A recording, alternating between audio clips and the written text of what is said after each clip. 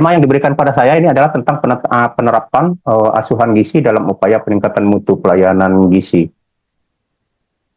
Jadi kalau kita berbicara tentang gizi ini sebenarnya sudah sejak lama ya, sejak sebelum Masehi itu sudah disampaikan oleh Socrates. Socrates ini merupakan salah satu bapak kedokteran dunia. Jadi beliau mengatakan makanan adalah obatmu dan obatmu adalah makananmu. Nah, inilah mencerminkan bahwa sebenarnya kita itu adalah penyembuh. Jadi bagaimana seorang ahli gizi itu sebenarnya mempunyai keduduk yang sama dengan sebagai seorang dokter. Sama seperti apoteker, sama dengan yang lain. Jadi ketika mereka mempunyai kewenangan untuk memberikan obat sebagai penyembuh, maka sebenarnya kita juga mempunyai kewenangan untuk memberikan makanan sebagai penyembuh. Nah, oleh karena itu maka jangan kita menjadi salah satu, kadang-kadang begini, kita beranggapan bahwa kita sudah memberikan makanan pada pasien dengan baik. Kita sudah menyesuaikan dengan pasien, tidak melakukan ini, melakukan itu. Tapi kadang-kadang tampak disadari bahwa kita sudah justru menyebabkan pasien tidak berdaya dengan apa yang sudah kita lakukan.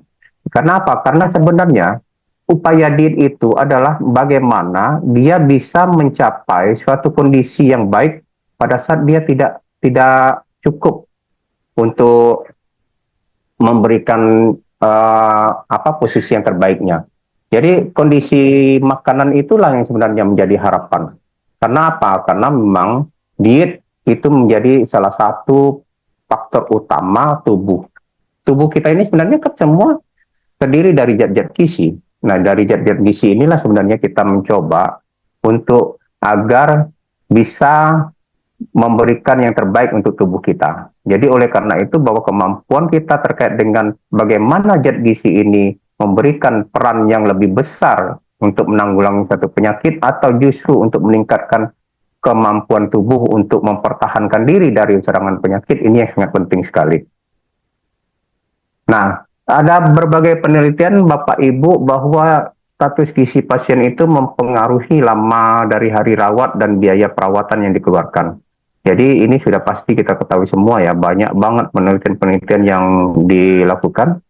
Itu semua menunjukkan bahwa semakin rendah status gizi seorang pasien, maka semakin lama hari rawatnya. Dan akibatnya adalah biaya perawatan yang dikeluarkan juga akan meningkat. Dan ini juga tentu berkaitan dengan berbagai hal sumber daya yang diperlukan. Jadi semakin banyak pula sumber daya yang harus kita keluarkan.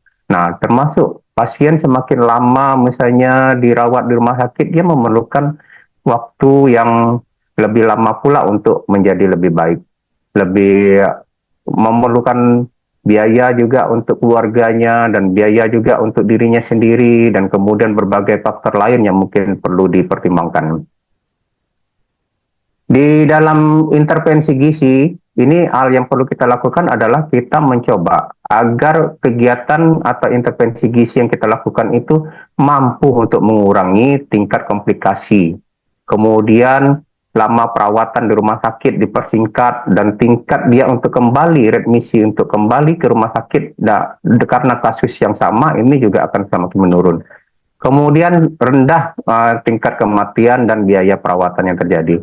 Jadi inti dari kegiatan asuhan gizi yang kita lakukan adalah kita harus bisa mengidentifikasi pasien yang kekurangan gizi itu atau berisiko untuk secara sistematis dan segera kita lakukan intervensi yang tepat. Jadi kemampuan kita untuk melakukan identifikasi ini sangat penting sekali agar kita bisa mengetahui apa sebenarnya yang menjadi masalah yang dihadapi oleh pasien yang menyebabkan dia kemungkinan akan mengalami kekurangan gizi. Nah, dari masalah yang kita ketahui itulah maka kemudian kita melakukan intervensi gizi, merencanakan, menyusun diagnosa, merencanakan intervensi gizinya dengan baik. Nah, kemudian kita melakukan evaluasi dan monitoring dan evaluasi apa yang sudah kita lakukan, apakah ada perubahan terhadap pasien yang bersangkutan. Jadi kalau seandainya tidak ada perubahan, maka tentu kita mencoba untuk memperbaiki, mencari kekurangan apa yang sebenarnya yang terjadi sehingga pasien ini kok tidak mengalami upaya-upaya perbaikan atau tidak menunjukkan tanda-tanda upaya perbaikan yang kita harapkan. Nah, oleh karena itu kita mempunyai indikator-indikator. Indikator-indikator inilah kita susun sebagai suatu pedoman nanti pada saat kita melakukan monitoring dan evaluasi. Mengapa asuhan gizi itu penting? Jadi di hal yang mungkin perlu kita pertimbangkan bahwa ternyata asuhan gizi itu menjadi suatu hal yang penting. Jadi ada beberapa hal yang perlu kita perhatikan sebenarnya bahwa paling tidak tanpa kita kesadari itu sepertiga dari pasien yang kita rawat atau dirawat di rumah sakit itu mengalami malnutrisi. Nah, kemudian ketika kita tidak menangani dengan baik, maka dia akan 2/3 dari pasien yang tidak ditangani itu akan mengalami penurunan status gizinya pada masa lebih lanjut ketika dia dirawat. Kemudian malnutrisi itu semakin kurang dikenal di rumah sakit. Jadi kenapa? Karena selalu dipikirkan bahwa yang penting itu adalah bagaimana pasien itu sembuh hanya dengan menggunakan obat, dengan pemberian apa yang advis dari dokter misalnya. Tapi gizi sendiri kadang-kadang juga tidak terlalu dipedulikan ya, tidak terlalu dipertimbangkan di dalam salah satu upaya untuk memberi pengobatan. Kemudian di antara pasien yang tidak kekurangan gizi saat masuk dia tidak mengalami kekurangan gizi, tapi ketika dia berada di rumah sakit justru sepertiganya mengalami kekurangan gizi. Artinya bahwa kekurangan gizi, pemberian gizi, intervensi gizi yang kita lakukan di rumah sakit kadang-kadang juga tidak adekuat. Sehingga tidak hanya kita menyebabkan dia kekurangan gizi, tapi dia juga semakin rentan untuk mengalami masalah kesehatan selanjutnya. Nah, masalah gizi yang sering ditemukan itu adalah pertama itu gangguan pada setiap sistem tubuh. Jadi ada kelemahan otot, terutama pada otot pernapasan, kemudian penurunan kemampuan sistem imun untuk berfungsi, kemudian adanya perubahan struktur dan fungsi usus. Nah, ini juga akan berdampak nanti kepada bagaimana penyerapan dari zat-zat gizi yang kita berikan. Dan kemudian juga berdampak kepada penurunan nafsu makan, kemudian kemampuan dia untuk makan. Nah, kemudian penyembuhan luka yang tertunda ini juga akan terjadi karena memang zat-zat gizi yang dibutuhkan itu salah satu upaya untuk mencukupi protein dalam hal ini terutama menjadi untuk mempercepat penyembuhan luka. Dan kemudian kondisi yang mungkin menyebabkan salah satu masalah gizi yang sering kita temukan adalah pasiennya apatis atau mengalami depresi. Jadi dia tidak terlalu peduli dengan bagaimana makanannya. Dan apalagi tidak hanya sekedar peduli dengan makanannya saja ya, tapi juga terkait dengan bagaimana dia peduli dengan kesehatannya. Jadi dari segi mungkin akibatnya juga kadang-kadang kebersihan dirinya, higien dan sanitasinya juga tidak terjaga dengan baik. Dan kemudian juga dia juga sering terjadi bahwa tingkat kematian yang lebih tinggi. Nah, oleh karena itu teman-teman bahwa kecenderungan untuk mengurangi asupan gizi ini sering terjadi di rumah sakit. Jadi nafsu makan yang buruk karena penyakitnya dan kemudian gangguan pada gastrointestinal, adanya kemampuan mengunyah atau menelan yang kurang baik, dan kemudian adanya status nil per os ya untuk prosedur diagnostik, dan kemudian adanya terapeutik yang kita lakukan. Nah, ini memberikan efek-efek semua. Jadi kemungkinan untuk memiliki kebutuhan energi dan protein dan mikroelemen esensial juga akan meningkat karena adanya peradangan dan kemudian berbagai faktor-faktor penyakit lainnya. Jadi ini kecukupan gizi memang perlu kita perhatikan dengan baik. Nah, oleh karena itulah maka sebenarnya intinya bahwa dari 2/3 kita harus mencari bagaimana kemungkinan seseorang pasien itu mengalami malnutrisi atau tidak. Jadi Dari beberapa karakteristik yang mungkin bisa kita pergunakan ini adalah antara lain, pertama adalah asupan energi yang tidak cukup. Apakah hal itu terjadi misalnya? Kemudian penurunan berat badan. Nah, ini apakah ada kehilangan massa otot? Apakah ada kehilangan lemak seputan? Kemudian akumulasi cairan lokal atau umum. Apakah ada pembengkakan, udema, asites yang mungkin terjadi, dan apakah ada penurunan status fungsional? Seperti misalnya dia mudah jatuh atau berjalannya tidak mantap ya, atau mungkin kemampuan dia untuk memegang sendok, kemudian untuk berbicara dan lain-lain itu juga mengalami gangguan. Jadi kalau dari dua di antara karakteristik ini ada, itu kemungkinan bahwa seorang pasien itu mengalami malnutrisi. Nah, dampak malnutrisi itu sendiri ada, pertama itu kemungkinan risiko terjadinya luka dekubitus karena dia selalu dirawat, tidur ya, karena sulit untuk dia bergerak. Nah, ini akibatnya juga dia risiko untuk menderita luka dekubitusnya semakin tinggi, dan kemudian gangguan penyembuhan luka karena memang zat gizi yang ada di dalam tubuh itu sebenarnya juga tidak mencukupi untuk penyembuhan. Jangankan untuk penyembuhan, untuk mencukupi dengan kondisi dia sakit saja mungkin masih kurang. Kemudian penekanan terhadap kekebalan tubuh dan meningkatnya angka infeksi. Kemudian terjadi penyesuaian otot karena memang dia kemampuan untuk bergerak dan kegiatan aktivitas fisiknya juga semakin kurang. Dan kemudian hilangnya fungsi yang meningkatkan risiko terjatuh.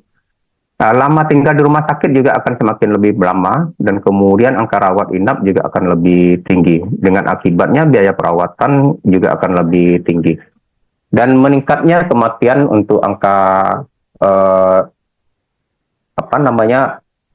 infeksi terhadap enterocolitis clostridium juga akan jauh lebih tinggi ya, baik di ruang operasi misalnya, atau infeksi di pasca operasi maupun pada saat juga kita lakukan di beberapa ruangan. Jadi infeksi nosokomial juga akan semakin meningkat ketika seorang pasien itu mengalami malnutrisi. Konsep pelayanan gizi yang kita terapkan, yang pertama itu malnutrisi itu sebenarnya sering terjadi di rumah sakit dan berdampak pada biaya buruk pada hasil dan biaya klinis. Ini kita sudah pasti sepakat ya teman-teman semua ya. Jadi tidak ada yang mengatakan mungkin bahwa enggak akan berdampak buruk. Itu semua ketika malnutrisi terjadi maka dia akan berdampak buruk pada biaya dan juga berdampak buruk pada kondisi pasien yang bersangkutan. Kemudian paling sedikit sepertiga pasien itu datang ke rumah sakit dalam kondisi kurang gizi. Nah, ini juga berdampak pada pemulihan mereka untuk meningkatkan risiko mereka juga terkait dengan komplikasi dan rawat inap ulang atau readmisi. Nah, dari Joint Commission of Nutrition Care Standard ini dikatakan bahwa ada 3 kondisi yang harus kita siapkan ya, kita lakukan. Yang pertama itu kita melakukan penilaian pasien, dinilai dengan menggunakan kebutuhan atau kondisi pasien. Jadi ini adalah hal yang terpenting sebenarnya. Bagaimana kita menilai seorang pasien, mengetahui dengan benar apa sebenarnya menjadi masalah. Dari berbagai masalah yang ada itu, kita juga harus bisa membuat prioritas masalah. Jadi prioritas masalah mana yang harus bisa kita lakukan terlebih dahulu. Dari segi waktu misalnya, atau prioritas mana yang harus kita lakukan dari segi efisiensi kondisi yang ada, yang memang urgensinya yang harus dilakukan. Dan atau kita juga bisa memprioritaskan masalah itu dari apa yang akan kita harapkan nanti ke depannya. Dan kemudian perawatan pasien ini juga perlu kita rencanakan dengan baik. Bagaimana dan apa yang akan kita lakukan. Jadi ketika kita melakukan asuhan gizi pada pasien, prinsip 5W itu juga kita terapkan. Jadi apa, kapan itu akan kita lakukan, di mana itu akan kita lakukan, dan sampai ujungnya kita mengetahui mengapa itu kita lakukan dan bagaimana kita harus melakukan itu. Jadi semua ini sudah harus kita rencanakan dengan baik. Mengapa? Karena kalau kata orang itu, orang bijak mengatakan bahwa perencanaan yang kurang baik itu adalah simbol atau awal dari kondisi buruk yang akan kita peroleh. Jadi untuk menghindari kondisi buruk yang kita peroleh, maka lebih baik kita lakukan perencanaan dengan lebih teliti dan kemudian perencanaan yang betul-betul sudah kita pertimbangkan terlebih dahulu. Kemudian kita perlu juga melakukan pendidikan pasien dan keluarga. Jadi edukasi ini sangat penting dan merupakan salah satu upaya agar pasien memahami. Jadi kerjasama yang kita lakukan dengan pasien ini sangat penting. Nah, beberapa hal juga bahwa kadang-kadang kita dibenturkan dengan suatu kondisi, ada aturan misalnya di SOP kita, bahwa edukasi pasien itu kita lakukan selama 3 kali, 3 hari 1 kali misalnya, karena kondisinya terlalu banyak misalnya pasiennya. Nah, padahal ketika kita melakukan pendidikan pasien dan keluarga hanya 1 kali dalam 3 hari, ini tentu tidak akan efektif ya. Nah, apalagi ketika pasien berada di rumah sakitnya juga cuman 3-5 hari paling lama. Nah, ini juga ini tidak akan efektif berjalannya. Nah, oleh karena itu kita juga perlu membuat semacam rencana pendidikan atau edukasi pasien. Jadi kalau dulu itu kan ada namanya semacam kerangka edukasi. Jadi kerangka edukasi itu menyampaikan kira-kira tahapan edukasi yang harus kita lakukan. Jadi pembinaan mulai dari raport itu adalah menjalin kondisi kerjasama antara pasien dengan kita, ada keterikatan pasien dengan kita. Nah, kemudian sampai pada akhirnya kita mencapai edukasi yang paling akhir yang kita harapkan. Jadi arah itu berapa kali harus kita lakukan edukasinya, dan kemudian bahan apa yang akan kita gunakan. Kemudian juga di mana kita akan melakukan edukasi itu. Dan hal-hal ini perlu juga kita pikirkan. Nah, ini tentu berkaitan juga dengan berbagai hal yang mungkin kita perlu pasien ketahui, sehingga pasien juga memahami bahwa inti dari intervensi gizi yang kita lakukan itu adalah agar dia mendapatkan kesehatan lebih cepat, agar dia sembuh dengan lebih cepat. Nah, oleh karena ini pendidikan gizi itu bukan hanya sekedar kita datang menyampaikan apa yang kita perlu sampaikan dan kemudian kita pulang, tapi kita perlu juga melakukan monitoring sampai di mana sebenarnya pengetahuan pasien itu. Nah, saya sangat jarang sekali menemukan bahwa di rumah sakit itu punya semacam kuesioner atau semacam daftar tanya kepada pasien terkait dengan pendidikan gizinya. Jadi umumnya kita melakukan pendidikan gizi itu ya memang langsung ya tanpa ada rencana. Kita sudah tahu misalnya kondisi pasiennya itu adalah misalnya DM. Nah, kita jelas bahwa DM ini misalnya dia harus 2100 kalori kita berikan. Kemudian dia tidak boleh menggunakan makanan yang manis, minuman yang manis misalnya. Dan kemudian dia juga harus melakukan aktivitas fisik yang mungkin disesuaikan dengan ini. Kita paham semua hal-hal seperti itu gitu. Tetapi saya jarang sekali melihat bahwa kita betul-betul merencanakan apa yang kita sampaikan kepada pasien kita. Jadi kita tidak mempunyai struktur yang jelas terkait dengan edukasi ini. Jadi kita langsung saja sesuaikan dengan apa yang kita ketahui, tanpa kita melihat bahwa sebenarnya pasiennya mungkin tidak memerlukan sebanyak apa yang kita sampaikan gitu. Nah, memang saya punya pengalaman sendiri teman-teman ya. Jadi suatu ketika itu saya melakukan konseling. Memang di rekam mediknya nggak jelas ya, pendidikan pasiennya itu ditulis saja S2. Nah, ngobrol ternyata pasiennya itu justru spesialis gizi klinik ternyata.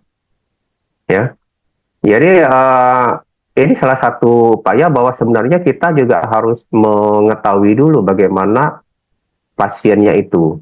Jadi, oh pendidikannya begini. Jadi artinya yang mungkin perlu kita sampaikan adalah ini dan ini. Dan itu semua harus dirancang dengan baik. Jadi kita juga harus tahu mendalam terkait pasiennya dan apa yang memang perlu dibutuhkan oleh dia. Nah, ini juga sebenarnya sama ya ketika kita menerapkan apa yang kita ketahui itu dengan jelas ke pasien dan ketika dia tidak perlu banyak-banyak yang kita sampaikan, tidak perlu banyak-banyak. Tapi bahwa intinya perlahan demi perlahan kita berikan masukan kepada pasiennya. Jadi pada satu kali pertemuan mungkin kita hanya menyampaikan kondisi kondisi kesehatannya dan mengapa intervensi gizi yang kita lakukan itu perlu. Nah, ketika kita tidak sepakat dengan pasiennya untuk memberikan intervensi gizi itu, ya sesuai dengan yang kita rencanakan, maka baru kita menjelaskan apa ya yang perlu diketahuinya. Nah, tentu yang paling penting sekali bahwa ketika kita melakukan itu juga kita melihat kondisi pasien itu kan ketika misalnya DM tadi, kita bisa memberikan masukan misalnya contoh makanan-makanan yang perlu dia perhatikan dengan baik, misalnya itu lebih diperkuat pada saat dia akan pulang misalnya. Nah, sehingga ini perlu pengawasan. Nah, keluarganya harus kita libatkan. Jadi sejauh itu kita harus memikirkan dan kita harus mempertimbangkan apa yang harus kita lakukan. Nah, ini ruang lingkup pelayanan gizi. Jadi mungkin sudah disampaikan juga tadi oleh pembicara ya dari Pak Zen, dari Bu Fitri. Jadi asuhan gizi itu ada asuhan gizi pasien rawat jalan, rawat inap, kemudian penyelenggaraan makanan, penelitian dan pengembangan. Jadi di sini sebenarnya intinya bahwa kita umumnya orang gizi itu sudah melakukan asuhan gizi rawat jalan dengan baik. Asuhan gizi pasien rawat inap juga dengan baik. Kita juga sudah melakukan penyelenggaraan makanan dengan baik. Namun, kegiatan penelitian dan pengembangan ini sangat-sangat jarang sekali. Jadi kalau kita perhatikan dari rumah sakit kita saja contohnya. Ketika di rumah sakit, apakah kita melakukan kaji kasus dengan baik? Apakah kita mencoba mengkaji kasus-kasus yang sudah ada itu, kemudian kita cari literatur terkait dengan kasus yang ada, dan kita buat mungkin bisa saja dipublikasikan ya, tapi bisa juga tidak dipublikasikan misalnya. Tapi ini sangat sedikit saya kali yang saya lihat. Jadi padahal ini sangat penting. Mengapa sangat penting? Misalnya teman-teman yang memberikan asuhan gizi pada penyakit diabetes misalnya. Nah, dari sekian banyak pasien yang ada itu, masalah apa sebenarnya yang terjadi? Apakah karena memang pengetahuannya yang rendah? Apakah karena memang kebiasaan makannya yang buruk? Apakah karena memang faktor fisiologisnya yang memang kurang mendukung? Apakah memang ekonomi yang kurang mendukung? Atau faktor lain sebenarnya? Nah, dari masalah ini kita bisa mencoba melihat data-data yang sudah kita lakukan. Paling nggak kita ambil dalam 1 bulan saja dari data-data yang ada di asuhan gizi kita misalnya. Kita kan punya rekam mediknya, kita tahu dengan pasiennya. Nah, dari itu baru kita olah, kita lihat, kita tinjau, kita analisa. Nah, dari analisa itu baru kita lihat, oh ternyata apa yang sudah kita lakukan ini. Nah, itu kita cobalah mencari literatur. Kalau sekarang kan AI udah banyak ya. Jadi dengan cukup tanya, hai, mengapa DM itu sering terjadi? Nah, itu sudah langsung keluar banyak sekali jawabannya. Ya, nah itu bisa kita manfaatkan. Tapi kalau saya sarankan, nanti ketika dia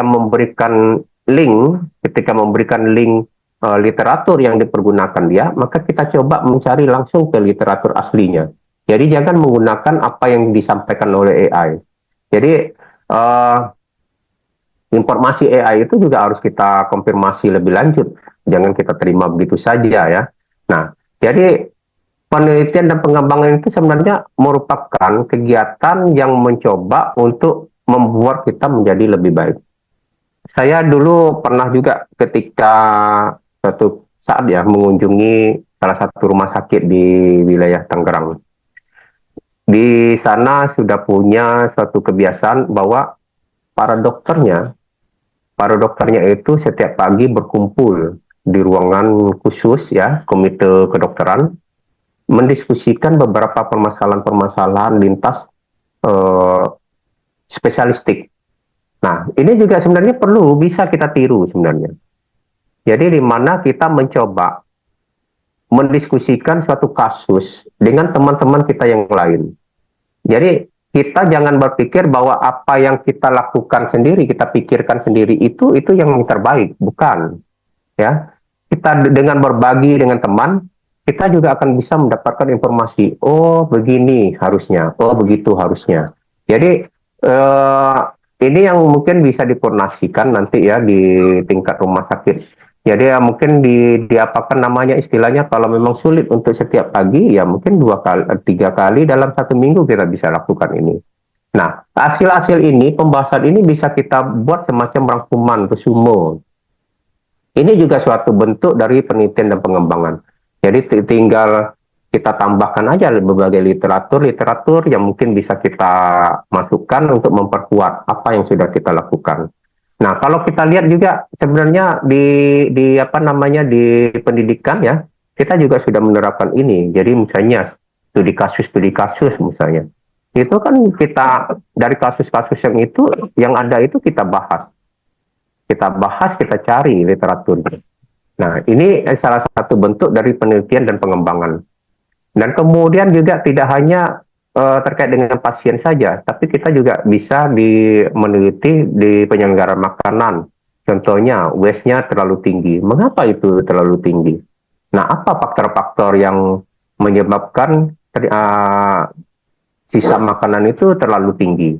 Nah, ini juga kita pelajari dan kita coba kalau perlu kita semacam kuesioner. Jadi kalau kita misalnya pergi ke restoran ya, kalau zaman sekarang ini saya lihat restoran-restoran itu kadang-kadang dia datang ke kita. Misalnya di hotel saja kita, nggak usah di restoran misalnya. Kita sarapan pagi di hotel. Itu kan kadang ada petugas hotelnya yang datang ke kita bertanya, Bapak gimana rasanya makanan yang kami sajikan? Nah, kemudian kira-kira apa yang perlu kami perbaiki? Nah, ini salah satu bentuk yang sebenarnya mungkin kita sudah lakukan. Namun kita kadang-kadang lupa mencoba untuk melihat ini lagi dari segi faktor-faktor lainnya. Jadi ini bisa kita kembangkan untuk kita memperbaiki pelayanan gizi yang kita lakukan di rumah sakit kita masing-masing. Nah, standar pelayanan gizi yang kita lakukan itu kita berprinsip mempunyai sasaran utama adalah keselamatan pasien yang kita perhatikan terlebih dahulu. Dan kemudian bagaimana pelayanan dan asuhan pasien itu bisa kita lakukan dengan berjalan dengan baik. Komunikasi efektif ini tidak hanya pada pasiennya saja, tapi kepada keluarganya dan juga kepada PPA lainnya. Dan kemudian bagaimana kita mencegah dan mengendalikan infeksi untuk tidak terjadi, atau malah justru kita kadang-kadang saya sering juga melihat ya, kita masuk ke ruangan pasien, ini kita juga tidak mencuci tangan, tidak menggunakan handicap misalnya. Nah, ini juga perlu kita perhatikan. Jadi hal-hal seperti itu juga perlu kita pertimbangkan. Dan ketika kita melakukan pemeriksaan, maka kita juga selesai itu, kita juga harus mensterilkan tangan kita lagi sebenarnya. Nah, jarak pasien dengan kita juga pada saat kita melakukan edukasi juga perlu kita pertimbangkan. Apakah kita perlu menggunakan masker misalnya? Atau kemudian apakah kita perlu duduk misalnya di tempat tidur pasien? Nah, ini juga sebenarnya harus kita hindari ya. Jadi kalau bisa ya kita memang sebaiknya ambil kursi. Kalau tidak memang ada kursi di tempat itu ya kita lebih baik berdiri saja. Nah, berdiri juga tentu kita tidak di posisi pas di kakinya pasien. Jadi posisinya berada agak di samping dan jarak ini juga perlu kita pertimbangkan dengan baik. Jadi bagaimana kita mencoba untuk menghindari infeksi yang kita bawa dari luar karena memang kita kan berada dari luar ruangan menuju ke dalam ruangan. Nah, ini menyebabkan bahwa kemungkinan kita menginfeksi itu akan juga lebih besar. Ditambah bahwa eh, pakaian kerja yang kita gunakan ini sebagian besar kita memang bawanya dari rumah.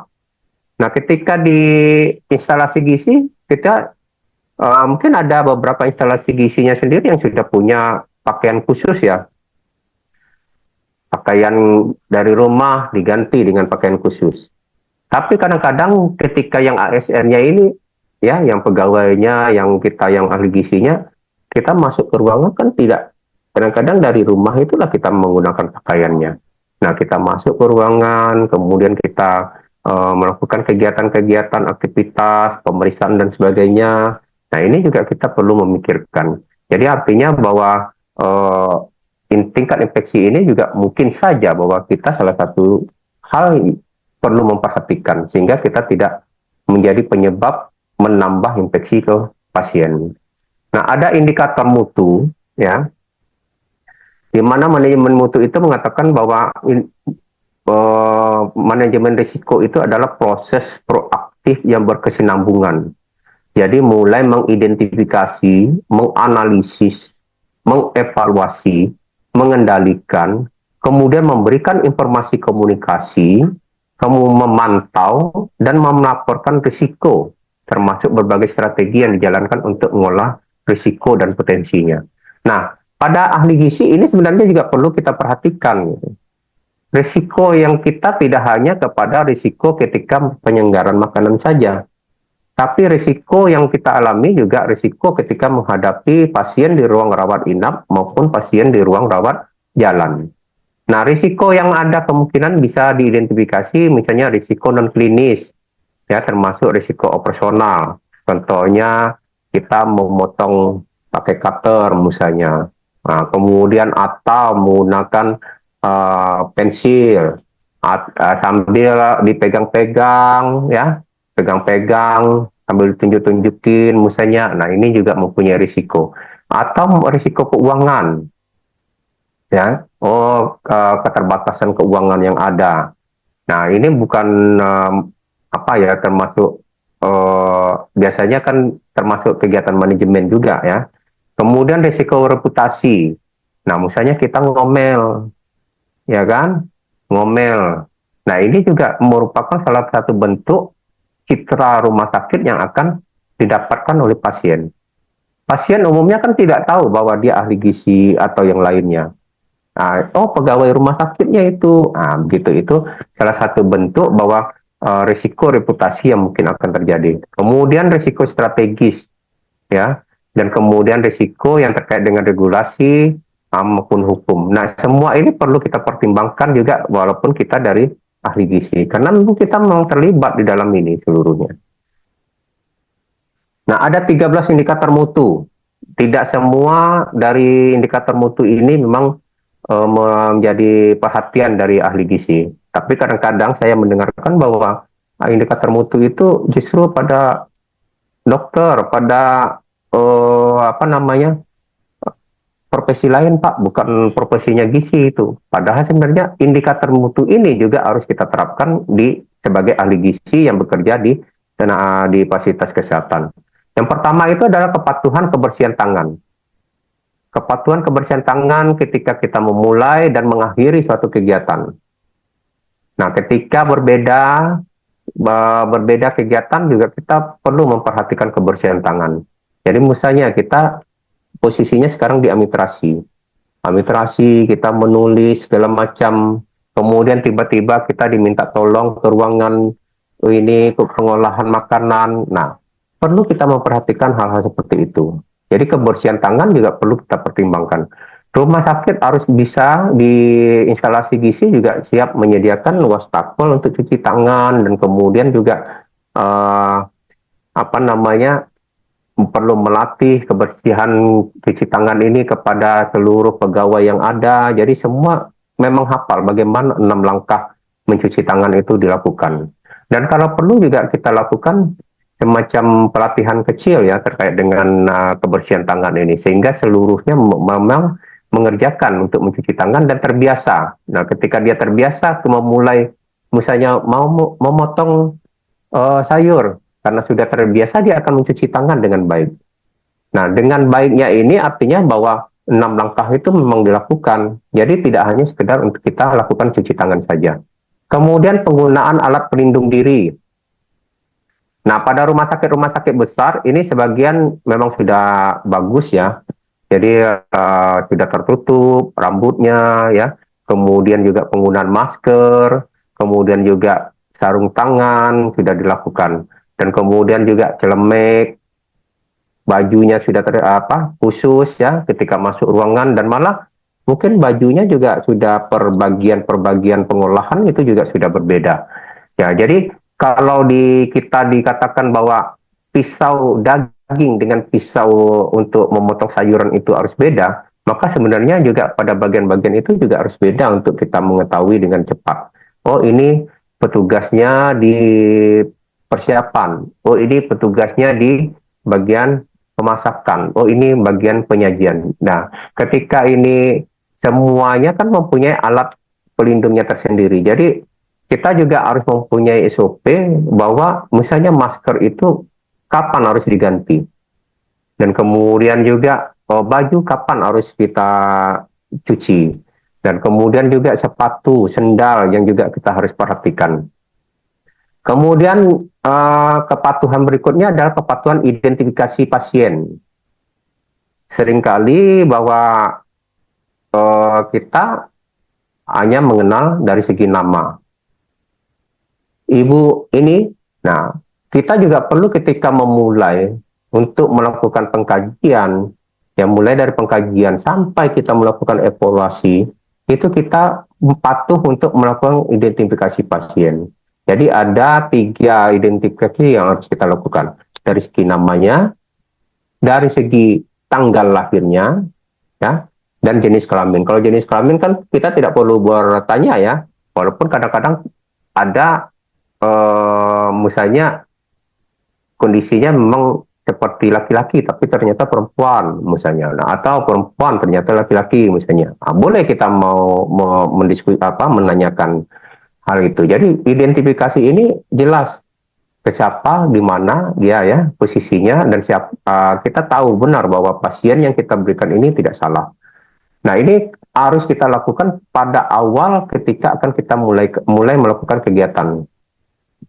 Nah, untuk waktu tanggap operasi ini mungkin bukan gizi, mungkin tidak terkait dengan di sini. Kemudian waktu tunggu rawat jalan, ini juga mungkin kita tidak terkait di sini, tapi kita harus mempunyai SOP untuk terkait dengan lamanya layanan konsultasi gizi.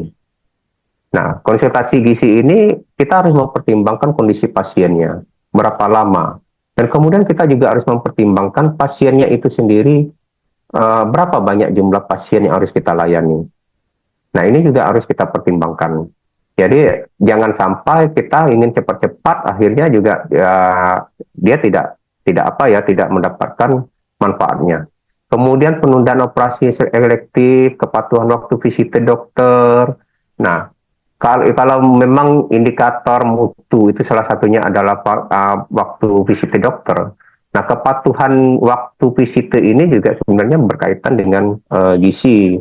Jadi kita juga harus menunjukkan bahwa gizi pun mempunyai tingkat kepatuhan untuk melakukan pelayanan gizi itu dengan baik.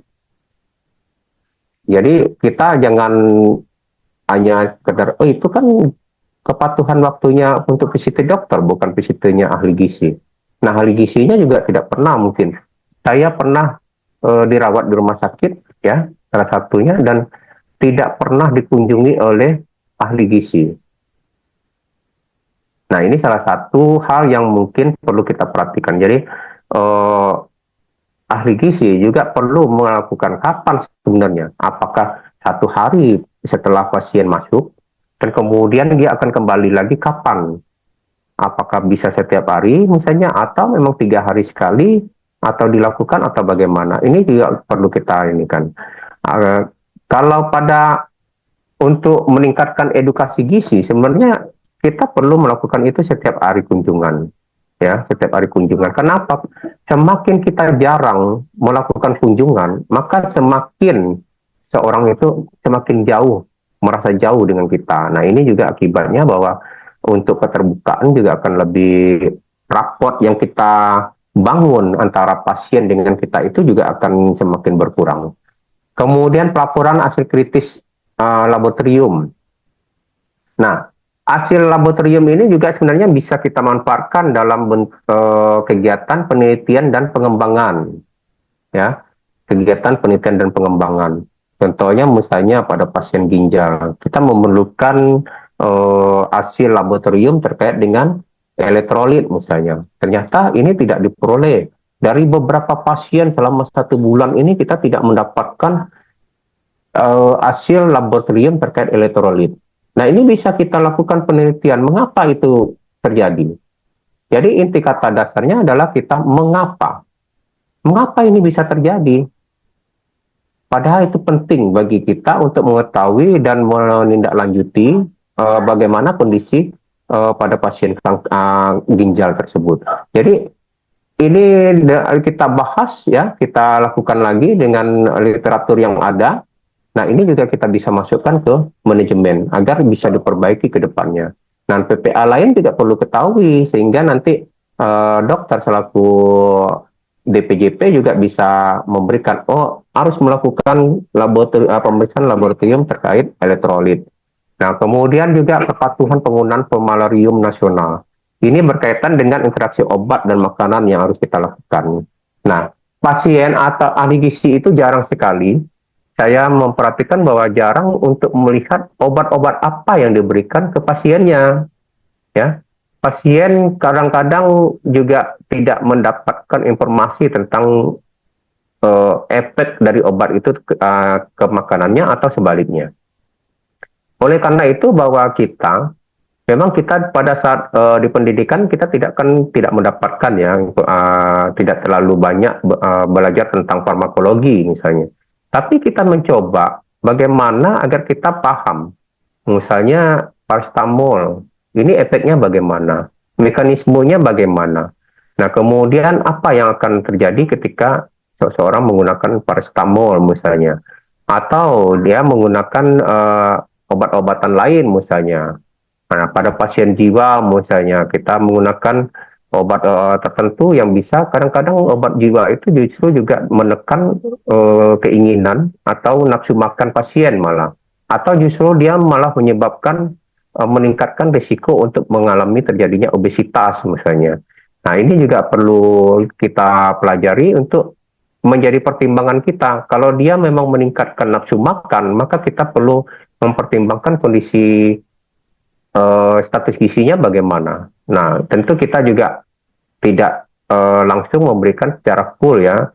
Misalnya kebutuhannya sekian. Nah, dengan kebutuhan itu kita harus jaga bahwa dia memang cukup untuk kebutuhannya dan dia tidak timbul risiko obesitasnya yang lebih lanjut. Nah, kemudian kepatuhan terhadap alur klinis. SOP, alur klinis ini juga perlu. Jadi logaritma itu kata orang paling enak, Kak, ya, kalau kita belajarnya dengan menggunakan logaritma. Nah, inilah yang akan kita manfaatkan. Jadi logaritma klinik kepatuhan klinik ini kita lihat, oh, dari sini ke sini harus dilakukan. Jadi posisi pasiennya berada di sini misalnya. Nah, kalau berada di sini apa yang harus kita lakukan? Jadi kita akan selalu dalam pikiran kita bertanya, bertanya, dan bertanya. Nah, bertanya itu kita harus mencari apa jawaban dari pertanyaan itu. Nah, alur klinis ini kadang-kadang memang pada pasien tertentu tidak sesuai dengan alur klinis yang terjadi, misalnya dengan kondisinya yang ada misalnya. Nah, tapi pada umumnya alur klinis itu memang selalu akan progresnya memang seperti itu gitu. Nah, itu yang kita harapkan bahwa dengan mempelajari alur klinis atau logaritma ini kita bisa memutus tali rantainya tadi di mana yang harus kita putuskan. Artinya bahwa jangan sampai dia semakin parah. Kita harus tahu dengan hal itu. Kemudian kepatuhan upaya pencegahan risiko pasien jatuh. Nah, ini juga mungkin salah satu artinya kalau pasiennya ada risiko jatuh, maka kita juga harus menjadi pertimbangan bagi kita bagaimana agak kemungkinan dia ada risiko untuk kesulitan menelan atau justru ada risiko untuk gangguan fungsional yang mungkin terjadi. Nah, oleh karena itu juga pendampingan ke keluarga juga perlu dilakukan di samping kita juga mengedukasi tidak hanya ke pasiennya ya, tapi juga ke perawat yang menangani. Kemudian kecepatan waktu tanggap komplain, ini juga salah satu yang bisa kita lakukan. Jadi kalau pasiennya komplain, oh keasinan, apa yang harus kita lakukan? Prosedurnya bagaimana? Nah, ini juga perlu kita lakukan dengan cepat ya, sehingga pasien tidak apa namanya ya tidak mendongkol terlalu lama ya, karena ketika mendongkol terlalu lama itu reputasi rumah sakit juga akan dipertaruhkan di situ. Nah, asuhan pasien terintegrasi ini sangat penting sekali. Jadi keterlibatan dan pemberdayaan pasien dan keluarga ini kita perlu perhatikan. Jadi kita memang betul-betul bahwa apa intervensi yang kita lakukan, ya kita rencanakan tadi, memang kita sudah diskusikan dengan pasien dan keluarganya. Jadi kita juga mengharapkan ada dukungan dari pasien dan keluarganya. Karena kalau tanpa dukungan pasien dan keluarga ini kita akan sulit. Karena kita tidak mungkin sebagai ahli gizi akan mendampingi dia 24 jam, berbeda dengan perawat. Tapi perawat pun kan cuman mungkin 8 jam akan mendampingi, tidak selama 24 jam. Jadi oleh karena itu bahwa pemberdayaan keterlibatan pasien dan keluarganya ini juga sangat perlu sekali kita lakukan. Jadi kita harus betul-betul memberikan edukasi, memberikan informasi tentang apa yang kita lakukan kepada pasiennya. Jadi misalnya kita merencanakan memberikan dietnya seperti ini, seperti ini. Nah, diharapkan nanti setelah mengkonsumsi diet seperti itu, pasiennya akan mencapai kondisi seperti ini. Ini juga perlu kita sampaikan kepada pasiennya. Kemudian kita juga harus mendiskusikannya dengan dokter penanggung jawab pelayanan atau DPJP selaku ketua tim. Nah, jadi komunikasi ini juga penting ya. Nah, ini saya rasa juga kita bisa menggunakan CPPT misalnya sebagai salah satu bentuk komunikasi dengan DPJP. Kemudian PPA lainnya, ini kita juga bekerja bersama ya, sesuai dengan panduan yang ada. Kemudian juga CPPT ini juga sebenarnya sebaiknya ya kita menulis dengan cukup lengkap informasi yang ada di CPPT. Kenapa? Karena ini adalah bukti nyata apa yang kita lakukan kepada pasien. Jadi ketika nanti ada apa-apa, nah kita bisa terlihat dari CPPT yang kita lakukan itu gitu. Dan kemudian juga CPPT ini adalah alat komunikasi kepada PPA lainnya.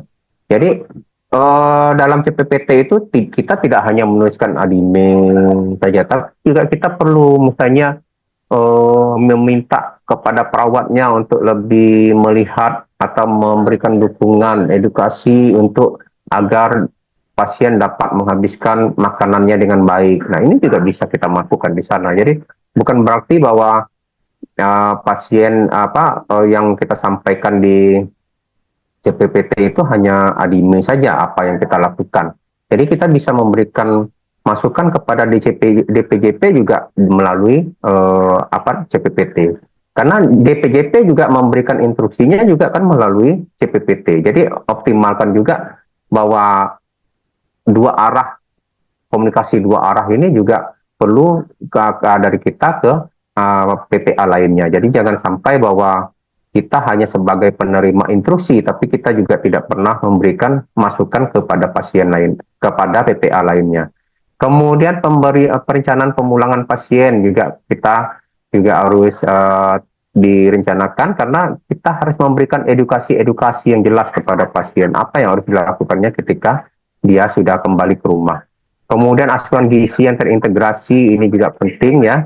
Nah, kemudian juga kita bisa menyampaikannya kepada manajer atau komandan atau apa istilahnya chief yang memimpin kondisi. Jadi misalnya kepala kepala instalasi gizi misalnya, atau memang kalau ada koordinator pelayanan rawat jalan atau koordinator pelayanan rawat inap misalnya, ini kita bisa koordinasikan dengan baik, sehingga apa yang kita lakukan itu tidak hanya kita sendiri yang tahu, tapi juga orang lain juga tahu. Nah, ini juga menunjukkan bahwa kita nanti akan semakin dihargai orang, bahwa orang melihat bahwa kita mempunyai peranan, mempunyai semacam hal yang perlu dihargai oleh orang lain, sehingga orang lain juga menganggap bahwa kita memang adalah orang yang profesional terkait dengan hal-hal seperti itu. Pengkajian yang perlu pasien yang harus kita lakukan ini juga penting sekali ya. Jadi dari pengkajian inilah sebenarnya kita bisa membuat diagnosa, membuat intervensi, membuat monitoring, dan membuat evaluasi yang benar. Jadi ketika pengkajian kita tidak memberikan informasi yang valid, tidak memberikan informasi yang jelas bagaimana kondisi pasien sesungguhnya, maka kita sebenarnya sudah mengarah ke bukan menjadi penyembuh ya, seperti yang saya sampaikan tadi. Ya, bahwa kita jangan menjadi pembunuh, tapi kita harus mencoba menjadi penyembuh. Karena memang kita disumpah untuk menjadi penyembuh, sama dengan profesi kesehatan lainnya. Jadi ada 3 hal yang perlu kita perhatikan, bahwa kita harus mengumpulkan informasi baik kondisi fisik, psikologis, sosial, ya, kemudian kondisi kesehatan pasien sebelumnya. Jadi ini betul-betul kita pelajari dengan komprehensif. Betul-betul kita pelajari bagaimana kondisi dia sebenarnya. Kemudian kita bandingkan dengan hasil pemeriksaan laboratoriumnya. Atau mungkin ada uji diagnostik pencitraan seperti MRI, CT scan, atau yang lainnya juga kita bisa lakukan. Jadi artinya kita mencoba, kalau selama ini kan ahli gizi itu jarang sekali ya melihat CT scan misalnya. Atau ahli gizi itu jarang juga melihat hasil MRI-nya misalnya. Nah, ini kita perlu mencoba mempelajari juga terkait dengan hal-hal seperti itu. Jadi kita lihat bagaimana kondisi sesungguhnya pasien. Nah, dari sanalah baru kita bisa mengetahui apa yang perlu kita prioritaskan. Kita ingat bahwa pasien di rumah sakit itu tidak lama. Jadi artinya bahwa yang akan kita lakukan itu haruslah sesuatu yang bisa kita lakukan ketika pasiennya berada di rumah sakit. Nah, apa yang perlu kita lakukan? Itu yang harus diprioritaskan terlebih dahulu. Nah, ini adalah seni. Jadi ketika saya mengatakan, oh harusnya seperti ini, mungkin yang lain mengatakan seperti itu. Nah, jadi ini adalah seni kita masing-masing. Bagaimana kita melihat dan melakukan pengkajian dan memutuskan ini yang paling penting untuk pasien. Nah, sama dengan ketika seorang dokter misalnya melakukan diagnosa, maka dia akan mendiagnosa kira-kira mana penyakit yang akan bisa ditanggulangi dengan cepat terlebih dahulu. Nah, artinya mungkin masalah-masalah simptomatik, masalah gejala-gejala yang mungkin perlu diturunkan atau dihilangkan terlebih dahulu. Nah, ini juga kita lakukan di gizi sebenarnya. Tapi ini kita kadang-kadang tidak terlalu tidak mempedulikan ya. Jadi misalnya pasiennya demam. Nah, artinya kalau demam kan harus diturunkan ke dalam tanda-tanda vitalnya ke dalam kondisi yang baik misalnya. Nah, misalnya kita berikanlah cairan yang cukup mungkin, atau kita berikan makanan-makanan yang bisa menurunkan demamnya tadi, seperti buah-buahan atau yang lain. Nah, ini kita lakukan. Jadi gejala-gejala simptomatik itu juga perlu kita pertimbangkan menjadi salah satu bentuk untuk melakukan intervensi gizi dengan baik. Nah, dari itulah baru kita buat rencana pengembangan keperawatan asuhan gizinya bagaimana sesuai dengan kebutuhan yang sudah ada.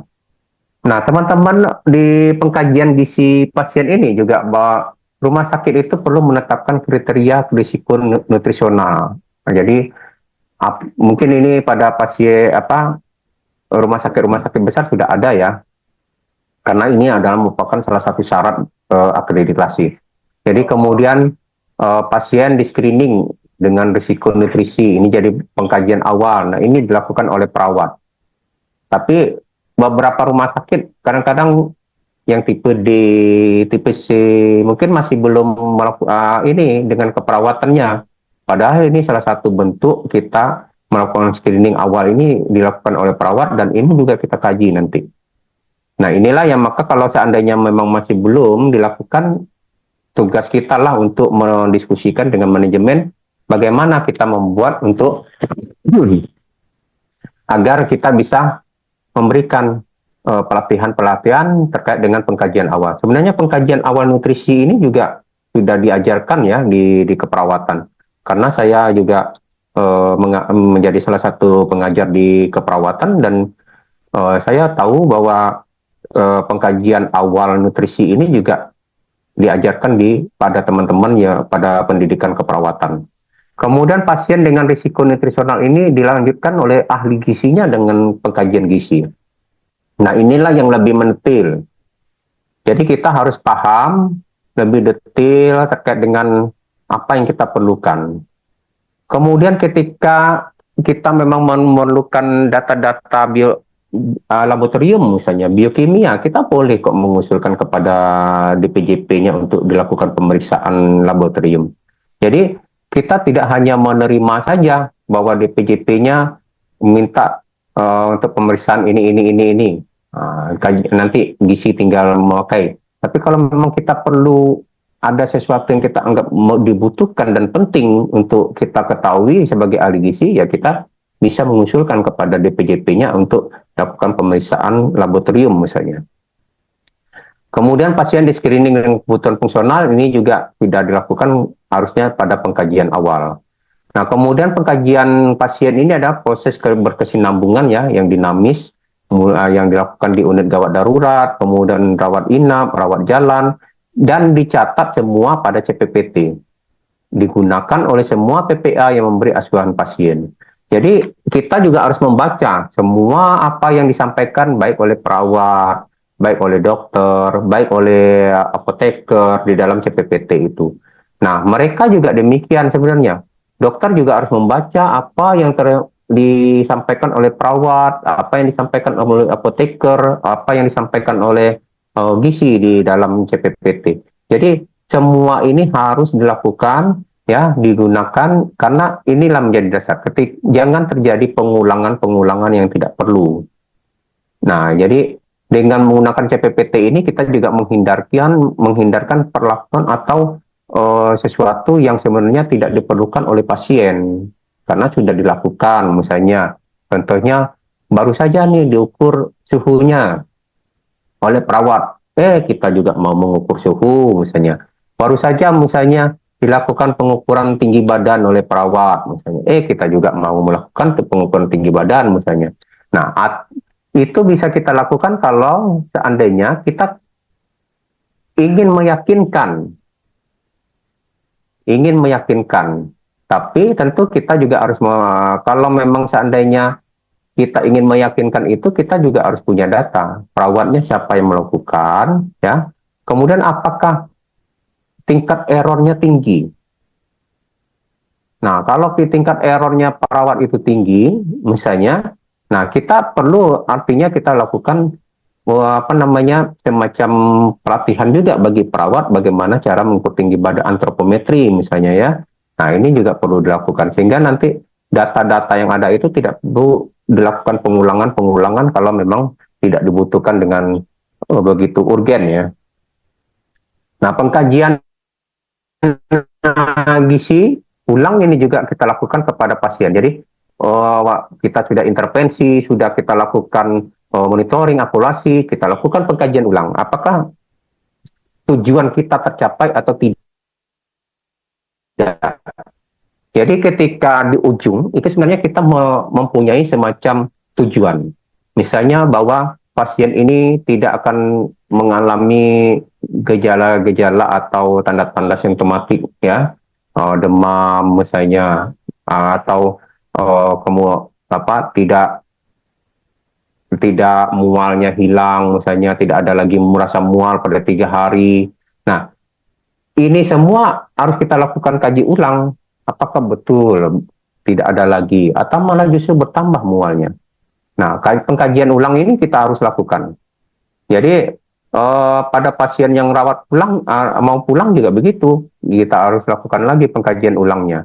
Dari semua itu kita dapat, oh ternyata bisa berubah diagnosa kita. Jadi pada saat pengkajian ulang dilakukan, maka kita bisa melakukan perubahan diagnosa. Oh pasiennya itu tidak lagi begini, maka kita harus lakukan yang ini dan ini. Nah, oleh karena kemudian hasil pengkajian ulang ini dicatat di rekam medik dengan baik, ya. Nah, pengkajian juga bisa dilakukan sekurang-kurangnya setiap hari atau sesuai dengan perkembangan pasien misalnya. Misalnya karena memang kadang-kadang kita tidak mungkin ya, keterbatasan tenaga kita tidak bisa lakukan itu. Tapi yang jelas bahwa identifikasi pasien dengan jelas dan tepat ini harus tetap kita lakukan. Walaupun mungkin saja pasien itu berulang. Jadi dia sudah keluar, kemudian masuk lagi berobat. Nah, itu kita harus membiasakan tetap melakukan identifikasi pasien. Tanyakan namanya, kemudian tanyakan tanggal lahirnya atau umurnya, dan kemudian lihat jenis kelaminnya. Apakah sesuai dengan data yang ada. Kemudian rencana asuhan juga harus mempunyai target terukur. Seringkali sebenarnya kita tidak punya target ya. Jadi kita misalnya glukosa darah menurun, tapi menurunnya sampai berapa target kita? Selama 3 hari ini kita mengharapkan sebenarnya glukosa darahnya bisa di bawah 200 misalnya. Harusnya kita punya target seperti itu. Ya, kemudian tensinya, tekanan darahnya dari sekarang 240 misalnya atau 230, 230 kita harapkan bisa di bawah 180 misalnya. Nah, target-target seperti ini juga harus jelas ya. Nah, karena kalau kita menurunkan tekanan darah ke normal, nah itu bisa tercapainya kapan? Bisa 1 minggu, bisa 2 minggu, atau mungkin bisa berbulan. Nah, dengan mempertimbangkan obat yang diberikan, dengan mempertimbangkan makanan, diet yang kita berikan, nah maka kita harus memperhitungkan hal itu. Kita menginginkan bahwa pasiennya masuk ke kategori sekian pada berapa hari, berapa waktu yang harus kita tentukan. Kemudian rencana asuhannya diperbarui ketika kita mendapat gambaran pasien terkini. Jadi, misalnya saja bahwa pasien itu masuk DM, dia dalam kondisi sadar, tiba-tiba dia koma diabetik. Nah, tentu kita harus merubahnya dengan kondisi ini. Tidak mungkin kan kita akan tetap menerapkan apa yang sudah kita rencanakan di awal, padahal kondisinya tidak seperti itu lagi. Kemudian harus sesuai dengan kebutuhan pasien dan didokumentasikan di dalam rencana asuhan dalam CPPT. Untuk rencana asuhan gizi pasien ini kita tadi sudah saya sampaikan ya. Jadi tujuan utamanya kita akan memperoleh hasil klinis yang optimal. Jadi bagaimana kita memperoleh ini adalah kerjasama dari kolaboratif dari berbagai PPA. Nah, pengkajian awal dilakukan dalam 24 jam, ini sudah kita ketahui semua, kemudian memiliki sasaran target yang dapat diukur, ya, jelas apa target kita, ya. Kemudian juga pelibatan pasien, edukasinya dalam rencana itu, dan kita juga menyesuaikan dengan kondisi pasien, ya.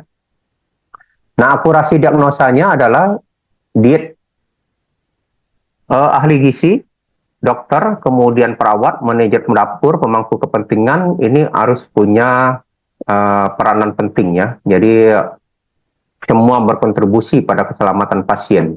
Jadi pasien itu keselamatan tidak hanya pada semacam tindakan-tindakan saja. Salah satunya juga dari gizi juga harus menjamin keselamatan pasien.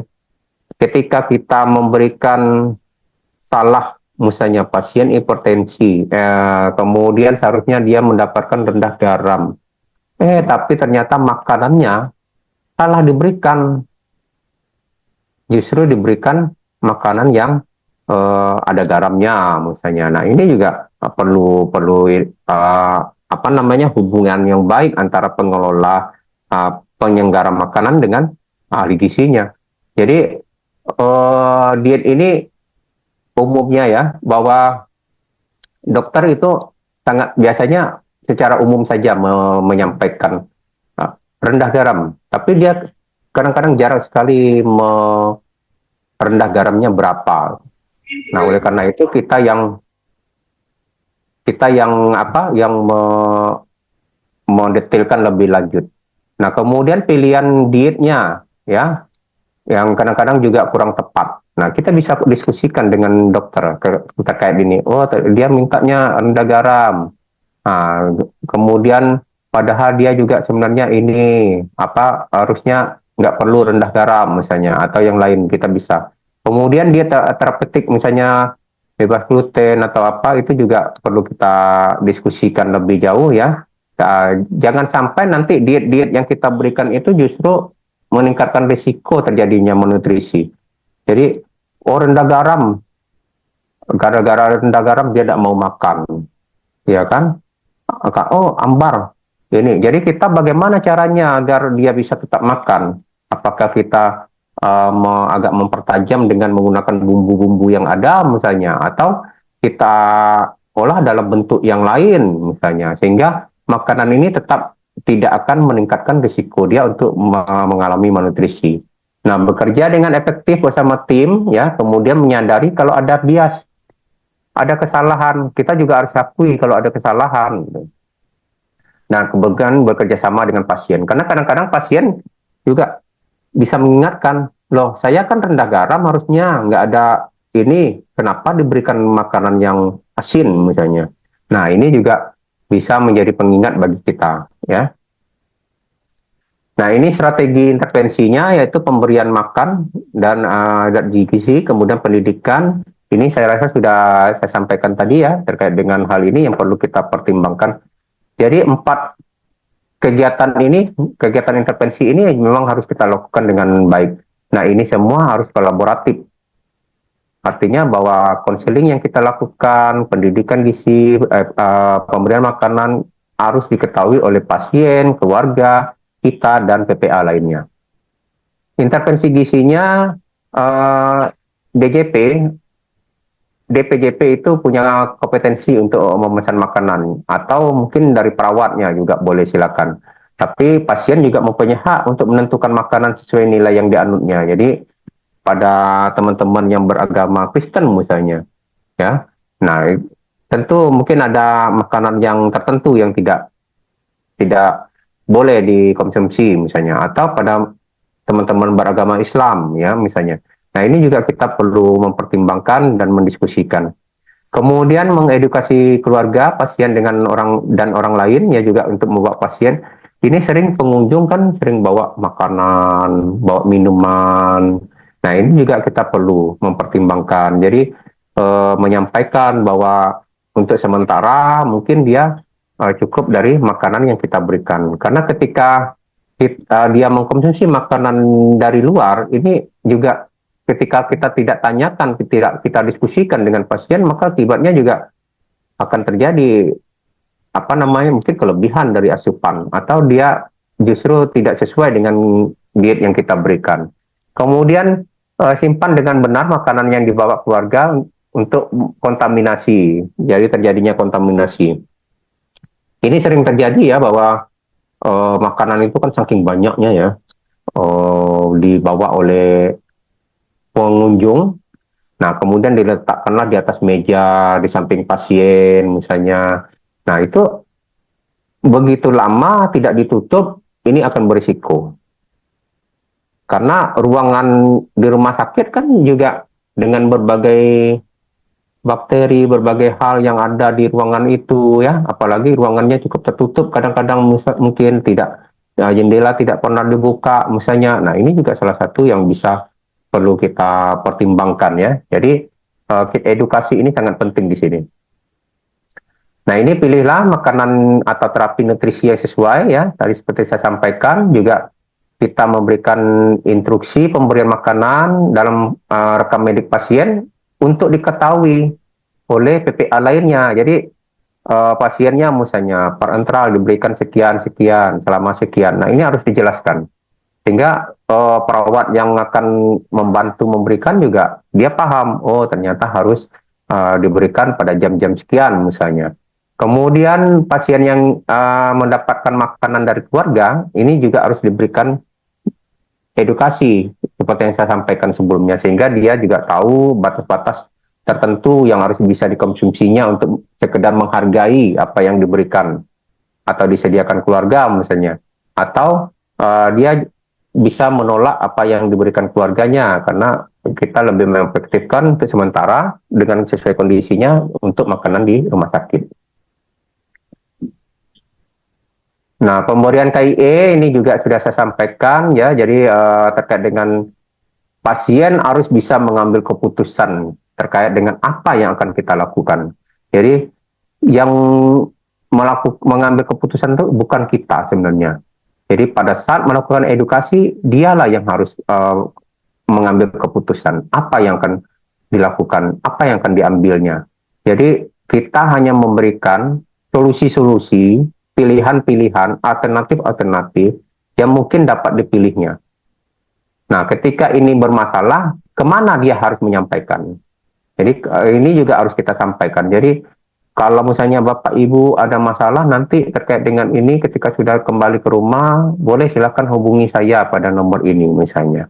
Atau bisa ini, karena kadang-kadang kalau disuruh misalnya, oh nanti lapor ke rumah sakitnya mana? Gitu. Kadang-kadang sampai di rumah sakit juga diminta lagi biaya, diminta ini, diminta itu ya, awalnya panjang. Nah ini harus kita hindari. Kemudian penyampaian, penggunaan bahasa juga perlu diperhatikan.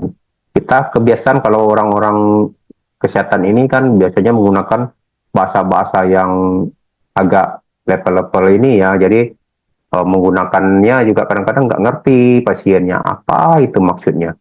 Nah, ya ini yang penting kita ini sampaikan bahwa kita harus punya pesan kunci ya, kepada pasien itu. Pesan kunci itu tidak perlu panjang-panjang, tidak perlu banyak-banyak. Jadi kunci, namanya juga kunci, artinya dia cukup singkat saja. Nah itu diulang-ulang terus oleh kita sehingga pasiennya betul-betul mengerti. Kemudian pasien dan keluarga itu terlibat dalam pembuatan keputusan, informasinya ini harus diterima oleh pasien dan keluarga ya, nah, dan mereka konsisten. Jadi ada kesepakatan dan kita juga harus nanti ada semacam evaluasi dari kita. Apakah dia sudah menerapkan itu dengan baik atau tidak. Jadi kita lihat perkembangan edukasi ini juga jelas. Makanya saya menyampaikan di awal tadi, sebenarnya kalau dalam edukasi ini sebenarnya kita punya semacam kuesioner singkat, ya, kuesioner singkat atau semacam daftar pertanyaan singkat untuk melihat sejauh mana pasien itu memahami. Jadi bisa saja kita buat hanya 5 atau 10 pertanyaan ya. Nah, tapi dengan penggunaannya bukan kita seperti petugas survei ya. Kita bertanya begini, langsung 1, 2, 3, 4, sampai 5. Tapi dalam diskusi-diskusi itu sebenarnya kita bisa lihat jawaban-jawaban dia. Jadi tidak dalam bentuk pertanyaan, benar-benar pertanyaan yang kita sampaikan ke dia. Walaupun mungkin dalam konsep kita adalah bentuk pertanyaan. Nah, tantangan dalam gizi ya, ini sepertiganya tadi saya sampaikan ya, tanggung jawab asuhan gizi itu sering dibebankan pada ahli gizi saja.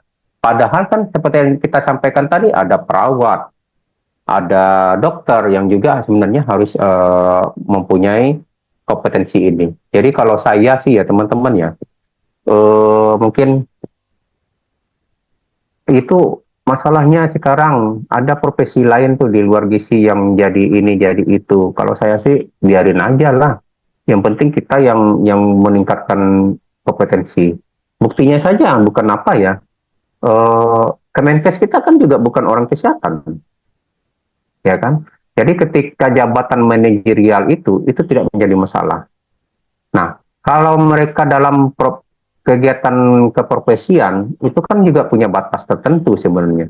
Mereka tidak mempunyai kemampuan. Mungkin dalam kegiatan lain sudah saya sampaikan. Seorang dokter spesialis visi klinik itu dia tidak mempelajari lebih jauh tentang ilmu pangan misalnya. Nah, kita punya ilmu itu, kenapa tidak kita perkuat gitu, ya? Nah, jadi kalau mereka mempunyai ilmu-ilmu terkait dengan fisiologi, anatomi, nah kita juga harus belajar itu gitu untuk kita lebih mendalami sehingga kita lebih paham gitu. Kita juga harus belajar biokimia. Makanya kita nggak usah malu-malu untuk belajar dari orang yang mungkin kita anggap justru sebenarnya merupakan hal yang tidak tepat dia dalam posisi itu gitu. Nah, kita harus menjadikan itu suatu tantangan untuk menjadi lebih baik. Jadi kalau kalau kita berpikir ya memang harusnya ahli gizi itu yang adanya di sana, ya itu kan pikiran kita, ya boleh-boleh saja, tapi sebenarnya itu hanya suatu pembelaan saja kalau menurut saya. Tapi sekarang orang lain mungkin tidak memandang seperti itu gitu. Nah, oleh karena itu kita harus menunjukkan bahwa memang betul-betul kita punya kompetensi untuk hal seperti itu. Kalau kita tidak punya kompetensi, ya, nah, kita berkuar-kuar mengatakan, oh ahli gizi yang harus begitu, harus gizi yang seperti itu. Nah, nggak bisa juga gitu, ya.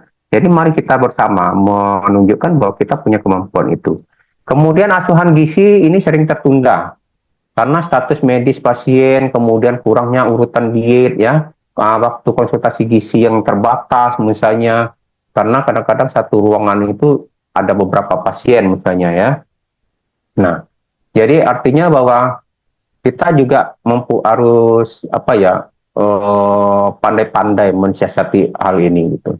Nah, seringkali kadang-kadang kita ke pasien itu kalau memang diperlukan ya boleh aja kita menggunakan jas jas ini ya, jas dietitian misalnya, itu tidak menjadi masalah. Jadi orang akan memandang kita akan berbeda ketika kita menggunakan jas dietitian, jas profesi misalnya, berbeda dengan ketika dia kita datang saja tanpa menggunakan jas profesi ya kan, nah, menggunakan pakaian dinas misalnya, dinas biasa kan, orang akan berbeda pandangan seperti itu. Jadi kita coba mulai sekarang ahli gizi itu kalau mengadakan kunjungan visite ke pasien, gunakanlah jasa dietitian, jas gizi. Jadi akan terlihat bahwa oh ini loh ahli gizi tuh. Jangan menggunakan pakaian sekedar pakaian yang kita pakai juga seperti pakaian dinas atau yang lain. Nah, sama dengan pegawai-pegawai lain. Nah, kita harus bisa bedakan di situ. Kita hargai diri kita, maka orang lain akan menghargai kita. Ya, jadi itu prinsip utama yang harus kita pegang. Teman-teman, ini yang kalau zaman dupak dulu ini masih bagus ya. Jadi ketika kita nanti diminta sesuai dengan PMK tentang kecukupan SKP itu, sebenarnya salah satunya adalah kita harus bisa membuktikan pelayanan keprofesian yang harus kita lakukan. Dulu itu zaman adanya dupak itu kita bisa membuat buku log harian asuhan gizi. Jadi jam berapa misalnya, kegiatannya apa, melakukan pengkajian pada pasien DM misalnya. Waktu yang kita lakukan itu mungkin 120. Nah, jumlah pasien yang dilayani 3 orang. Keterangannya di ruang apa misalnya ya. Nah, kemudian jam sekian lagi kita melakukan menyusun asuhan gizi pada pasiennya. Nah, ini waktunya berapa lama kita lakukan itu, kemudian berapa asuhan gizi pasien yang kita buat misalnya, di tempatnya di mana. Jadi ini nanti buku log harian ini akan menjadi pedoman kita. Ketika kita mengajukan bahwa kita sudah melakukan 1 bulan itu, nanti kita bisa rekap, ya, kita bisa rekap berapa sih sebenarnya dalam bulan November misalnya tahun 2024 ini kita lakukan pengkajian, assessment gizi. Oh ternyata ada 15 orang. kemudian kita melakukan intervensi gizinya 15 orang misalnya. Dengan rinciannya kita beri makanan biasa, makanan lunak sekian orang, TKTP mungkin atau DM. Nah, kemudian kita lakukan pelayanan administratifnya terkait dengan gizi, misalnya penulisan CPPT ya. Nah, itu CPPT pada 15 orang pada bulan November ini. Nah, jadi ini dapat kita masukkan nanti di dalam Satu Sehat untuk pelayanan gizi. Nah, di bawahnya tentu harus ada tanda tangan pengesahan. Jadi kita tanda tangani selaku pembuatnya dan juga di bawahnya lagi diketahui oleh kepala instalasi gizi misalnya. Atau kalau kita memang posisinya berada di ruang rawat internal misalnya atau kebidanan misalnya, bisa kepala ruang kebidanan itu yang menandatangani boleh, yang menyaksikan, yang melihat bahwa kita memang melakukan kegiatan-kegiatan itu misalnya. Nah, jadi semua ini bisa kita kumpulkan ya. Nah, pada saat sudah 6 bulan misalnya sudah dikumpulkan dengan baik, kita ajukan. Jadi kita dapatlah berapa kegiatan yang kita lakukan. Karena setiap melakukan pemeriksaan, diagnosis ya, atau pengkajian gizi itu sampai 25 pasien per bulan, itu kita akan mendapat 2 SKP. Kemudian kalau dia lebih dari 25 pasien per bulan, itu mendapatkan 3 SKP. Kan lumayan teman-teman. Ya. Nah, kalau kita melakukan intervensi gizi tertentu misalnya, itu juga kita lakukan pencatatan. Ya. Nah, kalau kita melakukan penyuluhan, kita bisa buat berita acara. Ya, berita acara itu ditandatangani oleh si penyelenggara, tempat penyelenggara, atau bisa juga misalnya kalau teman-teman yang di rumah sakit, mungkin kepala unit PGRS-nya yang tanda tangan, boleh silakan. Nah, berita acaranya. Kemudian melakukan pelayanan interaktif gizi, CPPT, seperti yang saya sampaikan, kan tinggal kita rekap saja dari buku log tadi. Ya, nah, memberi asuhan gizinya, berapa pasien yang kita berikan. Nah, setiap 10 pasien, berarti kita dapatnya 1 SKP. Melakukan penapisan gizi, misalnya. Kemudian membuat advertise catatan keahlian gizi di CPPT, menyampaikan mediko-kolegal ya, kesaksian ahli, misalnya kita diminta menyampaikan di pengadilan atau apa misalnya, boleh ya, buat berita acara bahwa kita melakukan itu. Nah, ditandatangani oleh yang si penanggung jawabnya, kita dapat 5 SKP per kasus. Kemudian melakukan pengamatan epidemiologi misalnya. Nah, ini epidemiologi seperti yang saya sampaikan tadi, itu epidemiologi juga. Jadi data-data itu kita kumpulkan berkaitan dengan orang, tempat, dan waktu. Jadi prinsip epidemiologi adalah berkaitan dengan 3 tadi. Orang, tempat, dan waktu. Nah, itu kita lakukan pengamatan, setiap kali kegiatan itu kita bisa mendapatkan 0,5 SKP. Ya, kita buatlah semacam laporan pengamatan epidemiologi misalnya. Kemudian melakukan penanggulangan KLB, wabah atau bencana. Misalnya ada kasus keracunan misalnya atau apa. Nah, kita berikan intervensi terkait dengan itu. Nah, atau kita mungkin ikut dalam tim yang dilakukan itu. Nah, boleh kita minta buat berita acara melakukan kegiatan penanggulangan KLB misalnya. Atau kita membuat artikel ilmiah. Nah, ini juga ya, karena sekarang ini sangat sedikit ya, kecuali teman-teman yang berada di profesi dosen sebenarnya. Ya, dengan latar belakang gizi, memang mereka punya kewajiban untuk membuat artikel ilmiah ini. Tapi kalau di yang betul-betul gizi sekali, sangat jarang ya membuat artikel ilmiah. Padahal kita bisa membuat itu. Nah, setiap laporan ilmiah itu kita bisa mendapatkan. Kalau dengan skala lokal ya, kita mendapatkan 0,5 SKP-nya. Kalau tingkat nasional, akreditasinya nasional ya, tingkat 3, 4, 5, misi 6 misalnya. Atau justru bisa kita masuk ke Sinta 1, 2 misalnya. Itu kan 1,5 ya. Internasionalnya 2. Jadi kita manfaatkan ini ya pelayanan gizi itu untuk mendapatkan SKP juga. Jadi tidak hanya perlu dari pembelajaran-pembelajaran seperti yang disampaikan sebelumnya ya. Nah, ini mengikuti diskusi kasus internal, presentasi ilmiah. Nah, ini bisa ya. Mengikuti pendidikan lanjut tadi sudah saya sampaikan waktu boleh kita seminggu sekali adakan semacam diskusi kasus internal. Nanti buat berita acaranya, surat keterangan dari si penyelenggaranya. Ini kita menyampaikan kan, nah itu juga sudah dapat apa namanya SKP. Kemudian pendidikan lanjut sejalur. Nah ini mungkin agak ribet ya kalau teman-teman ya. Karena kalau yang sudah berkeluarga seperti yang disampaikan Pak Jen itu banyak pertimbangannya ya. Kemudian pendidikan lanjut tidak sejalur. Nah seperti saya misalnya ambil biologi misalnya tidak sejalur kan. Nah itu saya sebenarnya bisa dapat 15 SKP. Mengikuti pendidikan lanjut tanpa gelar misalnya.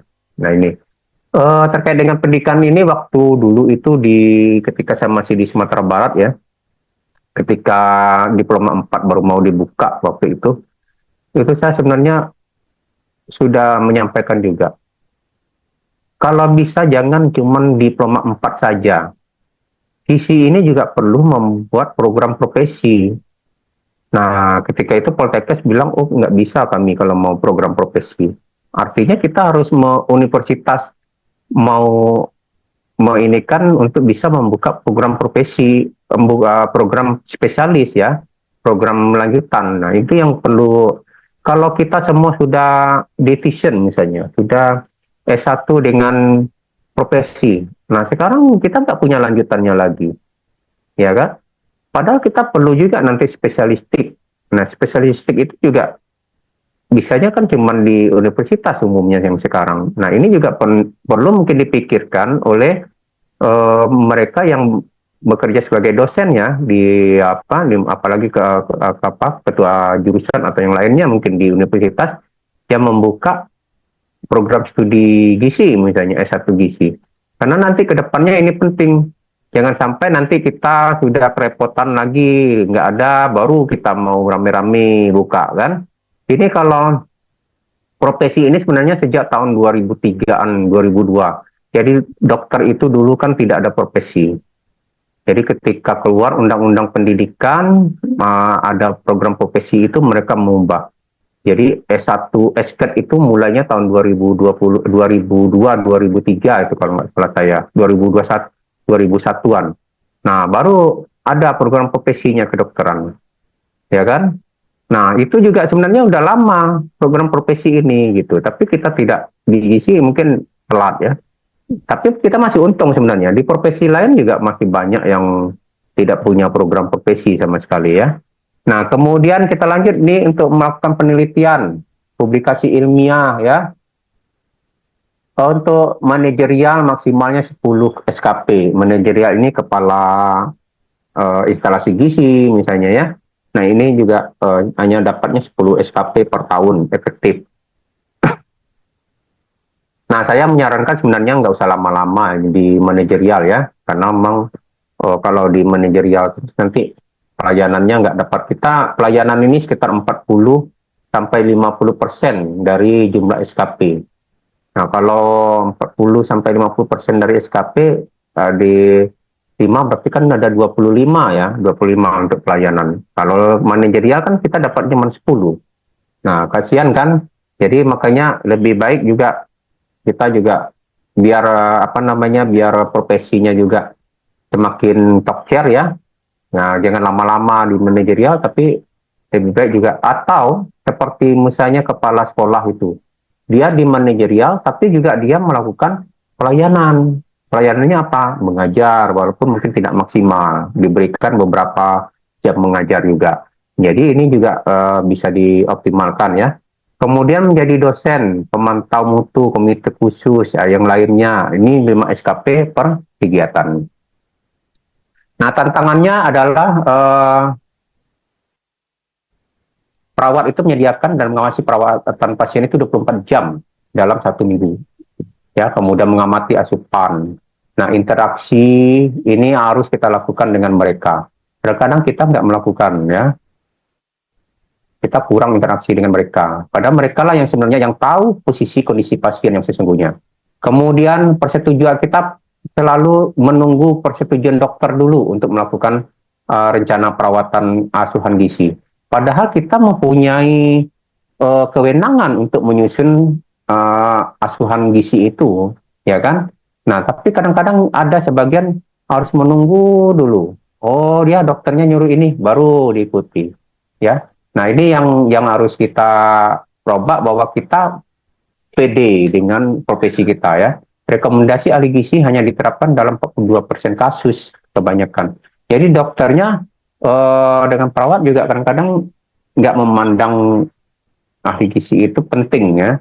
Makanya kita harus menunjukkan, mencoba memberikan yang terbaik dari kita. Kemudian banyak pasien yang mengalami kesulitan makanan kalau tanpa bantuan. Jadi ini juga perlu dikoordinasikan ke perawat, ya, selaku yang mengawasi pasien selama 24 jam. Ini ada 6 prinsip asuhan gizi, ya. Ini menciptakan budaya kelembagaan di tempatnya, kemudian peran ulang dokter, ya. Nah, jadi nggak usah kita takut tersaingi, ya. Ada masing-masing profesi, ada masing-masing kewenangan. Kemudian mengenali dan mendiagnosis semua pasien yang kekurangan gizi dan berisiko, ya. Kemudian menerapkan intervensi gizinya secara komprehensif dan berkelanjutan, mengkomunikasikan rencana asuhan, mengembangkan rencana pendidikan, ya, dan juga edukasi pada saat kita pasiennya pulang. Nah, ini peran interdisipliner, ya, dari perawat, dari ahli gizi, dari apoteker, kemudian dari dokter, ya, apa-apa yang harus kita lakukan dan masing-masing punya kewenangan masing-masing, ya. Jadi kita saling menghargai dan saling menghormati. Ini adalah pendekatan aliansi terkait dengan perawatan gizi interdisipliner, ya, nanti bisa dipelajari. Nah, ini adalah tim asuhan gizi yang seperti saya sampaikan bahwa ada PPA, DPJP yang punya tanggung jawab utama terkait ini dan harus tahu, ya. Dan kemudian kita juga mendokumenkan segala sesuatu itu di CPPT. Jadi kita prinsip utamanya adalah ketika memberikan asuhan gizi kita harus melakukan komunikasi yang baik, ya, dengan pasien dan keluarga pasien, sehingga kita harus mengoptimalkan lah. Ya, pertanyaan intinya adalah mengapa dan bagaimana. Jadi bukan what, ya, bukan apa. Jadi kalau kita di asuhan itu kita harus berprinsip bahwa kita menggunakan mengapa itu bisa terjadi, mengapa dan bagaimana kita mengatasinya. Nah, ini untuk tugas-tugas kepala unit instalasi gizi, saya rasa semua sudah kita pahami, ya, bahwa kepala unit instalasi gizi itu adalah ketetapan direktur. Nah, siapa yang mau ditunjuk beliau, ya, yang dipercaya beliau. Jadi bisa saja kadang-kadang. Saya dulu pernah, kalau nggak salah di mana itu, ya, itu kepala unit instalasi gizinya bukan ahli gizi dan juga bukan orang kesehatan, ya. Nah, ini bisa ini, ya, pada saat itu belum ada sih aturan yang harus ini benar, ya, zaman tahun berapa dulu itu. Jadi kita coba memastikan bahwa kita memang mempunyai kompetensi, ya, kita pas untuk itu karena di instalasi gizi ini tidak hanya kliniknya saja, tapi juga pengolahan. Nah, pengolahan makanan itu kan yang lebih pahamnya ahli gizi sebenarnya. Nah, tapi kita juga harus tunjukkan bahwa memang kita mempunyai kemampuan itu, gitu. Jangan ketika kita ditanya justru kita nggak paham sama sekali bagaimana penyelenggaraan makanan yang baik. Nah, ini adalah perannya, ya, tadi sudah saya sampaikan. Rekomendasi pelayanan gizi rumah sakit, ya, ini memiliki daftar diet yang tersedia, ya. Tadi seperti Bu Fitri sampaikan, metodenya sekarang udah pakai barcode. Nah, ya. Jadi tinggal di scan aja oleh pasien, oleh yang membutuhkan, nanti sudah muncul, ya. Sama seperti restoran apa kan sekarang nggak ada lagi pakai cetak-cetak. Nah, semua sudah tinggal scan, kita bisa lihat di HP masing-masing misalnya. Kemudian memiliki fasilitas makanan rumah sakit yang terstruktur, ya. Mempunyai penanggung jawab yang jelas, kemudian menggunakan bahan makanan yang berkualitas tinggi ya, kemudian mengevaluasi pasien dan personil seperti yang disampaikan oleh Bu Fitri.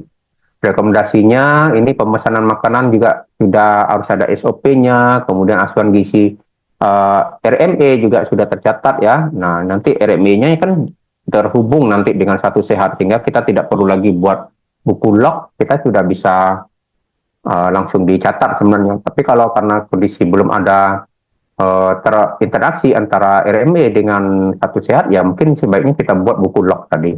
Kemudian mempunyai minimal 2 jenis diet reguler. Terkait dengan ini biar bisa ada pilihan-pilihan yang lebih baik ya. Kemudian ada diet terapeutik yang harus kita buat ya, indikasi medis sesuai dengan indikasi medisnya. Jadi tidak dietnya umum semua, tidak menu umum semua, tapi juga ada menu-menu tertentu yang memang khusus untuk diet terapeutik. Kemudian diet untuk berdasarkan pembatasan makanan tanpa bukti medis, misalnya pada kondisi pada anti kanker ya, makanan pada saat kelaparan untuk anti kanker yang sering terjadi ya. Jadi misalnya seperti pemberian protein yang agak dibatasi ya, kemudian atau Fe yang harus dihindari pada pasien TB misalnya. Nah ini juga perlu kita perhatikan. Nah pola diet ini harus dievaluasi ulang setiap 3 atau 5 tahun. Yang kemudian asupannya juga harus diperiksa ya, gizi pasiennya, dan kemudian pasien yang dirawat rumah sakit tanpa atau dengan risiko rendah juga perlu kita perhatikan dengan baik. Nah, diet standar harus mencakup kebutuhan energi minimal ya, yang diperlukan, kemudian proporsi karbohidrat juga kita perlu perhatikan juga. Nah, ini tentu disesuaikan dengan kondisi pasiennya, dan kemudian pasien yang dirawat di rumah sakit harus ditawarkan sekurangnya 2 pilihan menu. Jadi untuk makan siang atau makan malam. Karena biasanya kan masih sempat ya kita mengerjakan ini. Kalau sarapan pagi itu kan terlalu pagi, tenaga juga masih terbatas. Kemudian makanan ringan mungkin juga perlu ditawarkan ya. Kemudian setidaknya 1 ahli gizi yang bekerja dengan profesional di ruangan, di dapur ya, untuk mengawasi dan menyiapkan menu pasien sesuai dengan jenis makanan yang tersedia. Kemudian distribusi juga harus dipertimbangkan dengan kemampuan. Ya, jadi jangan kita 3 kali pemberian di rumah sakit karena pasiennya nggak bisa. Kenapa kita harus memaksakan untuk 3 kali sehari? Ya, kita harus sesuaikan dengan pasiennya. Jadi kalau mungkin pada kasus gizi buruk misalnya harus 8 sampai 12 kali pemberian misalnya. Ya itu juga harus kita sampaikan. Nah, kalau misalnya keterbatasan tenaga kita bisa berikan, tapi dengan teknik-teknik bagaimana agar makanan itu tidak tetap bertahan ya, tetap bertahan sehingga tidak membahayakan pasiennya. Jadi ini yang harus kita perhatikan, bahwa kita harus menyesuaikan juga dengan kondisi pasiennya. Kemudian waktu makan harus dijaga ya, pada saat memang makan kita harus sediakan makanan, jangan sampai kita ada keterlambatan atau justru sudah makanan sudah ada, tapi gara-gara misalnya visit dokter makan, pasiennya nggak boleh makan dulu misalnya. Ini kan juga salah satu yang perlu harus kita hindari. Kemudian pasien dengan alergi makanan juga harus kita lihat, perhatikan ya, kita diskusikan kemungkinan-kemungkinan ini. Kepercayaan agama, referensi makanan juga perlu kita perhatikan. Nah, mereka yang vegetarian juga perlu kita perhatikan juga. Jadi karena mereka juga tidak mengkonsumsi makanan-makanan hewani ya, yang perlu kita pertimbangkan. Jadi kita harus mencari pengganti protein hewani yang cukup untuk di rumah sakit. Kesimpulannya adalah pelayanan gizi di rumah sakit merupakan bagian penting ya dalam mutu layanan kesehatan. Kemudian PPA termasuk AG itu harus berdedikasi untuk pasien secara kompleks. Jadi bagaimana agar pasien tidak mengalami malnutrisi ya. Kemudian pengkajian merupakan aspek awal yang krusial dalam menentukan diagnosa. Jadi kajilah pasien dengan baik ya, karena apapun yang kita dapatkan di pengkajian itulah awal utama kita untuk masuk menentukan diagnosa dan intervensi yang baik. Kemudian kolaborasi juga perlu kita lakukan, tidak hanya kepada PPA, tapi juga kepada pasien dan keluarganya. Saya rasa demikian untuk yang bisa saya sampaikan hari ini. Saya kembalikan pada moderator.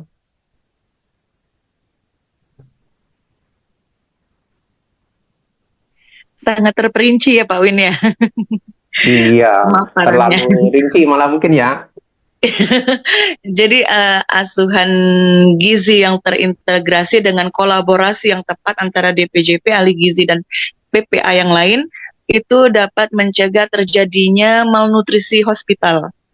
Iya, Dan tentunya bukan hanya pasiennya saja yang kita edukasi, tapi ada kolaborasi juga dengan keluarga pasien agar pemantauan perkembangan untuk makan, untuk kesehatan dari pasien tersendiri bisa bisa keluarga yang ikut serta dalam pemantauan ya Pak ya.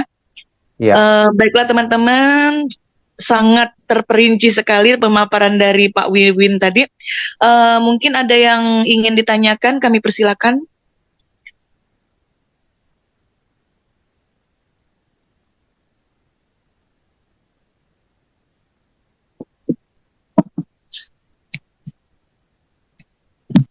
Silahkan mungkin ada yang bisa kita diskusikan.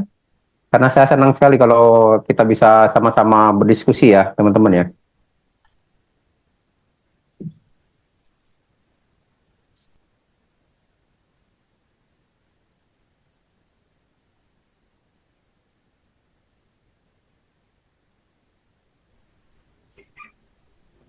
Bapak, izin bertanya, Pak.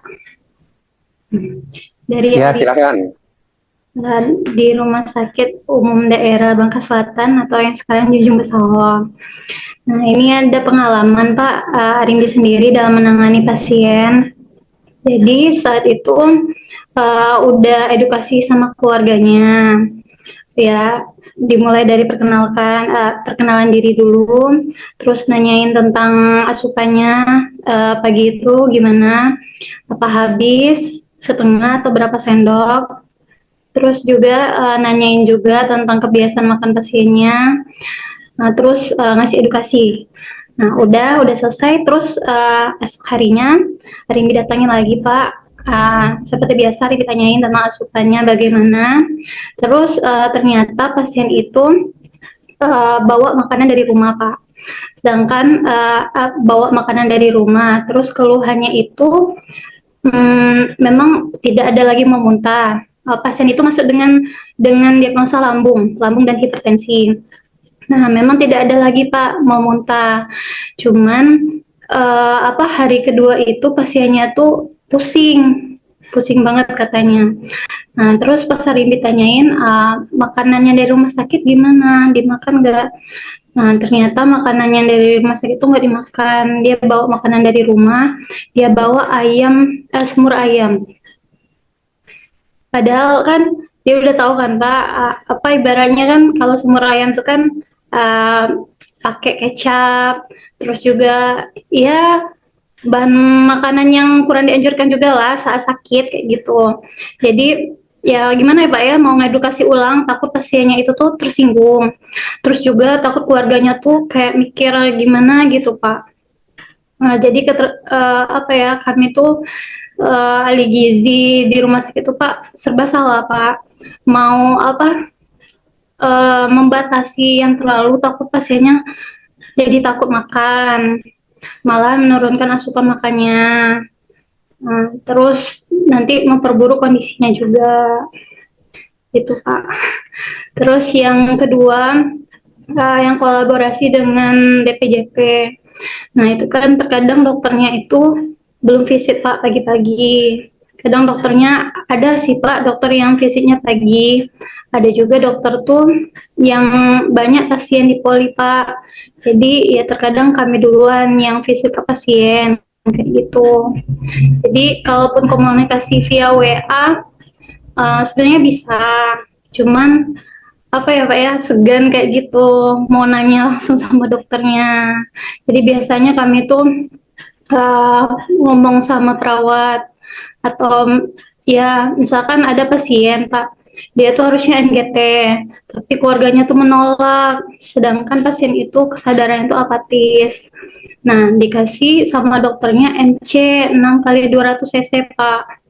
Nah, sedangkan kan kami itu ibu dapurnya tuh cuman sampai sore ya Pak ya. Nah, jadi kami cuman bisa ngasih 3 kali makanan cair. Jadi Arimbi waktu itu mikirnya ya udah ditambahin susu aja. Cuman setelah Arimbi pikir kan pasiennya itu kayak penurunan kesadaran gitu ya Pak ya. Takut terjadi aspirasi, jadi akhirnya Arimbi hentikan. Terlebih lagi pasiennya itu tuh DM Pak.